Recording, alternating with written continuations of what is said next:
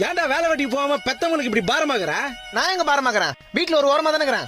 டேய் நீ ரொம்ப பேசுறா. ஆமாங்க. என்ன நீங்க குழந்தையா இருக்கும்போது என்ன கொஞ்சீங்க, வளர்ந்து பிறகு இப்ப கொலைக்கிறீங்க? எதுக்கு தான் இந்த உலகத்துல என்ன பெத்தீங்களோ?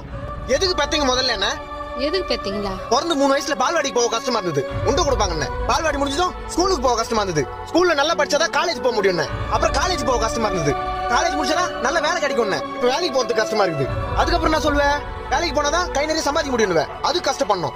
அப்புறம் கல்யாணம் பண்ணணும். கல்யாணம் பண்ணி குழந்தை பெத்துக்கிறதுக்கு கஷ்டம் இல்லையா கூட குழந்தைய வளர்க்கறதுக்கு கஷ்டப்படணும்.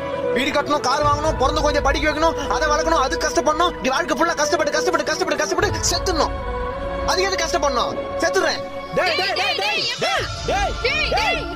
நான் பின்னாடி வந்துக்கிறீங்க. செத்துறேன்னா செத்துருவாங்களா? சாவறது எவ்வளவு கஷ்டம் தெரியுமா?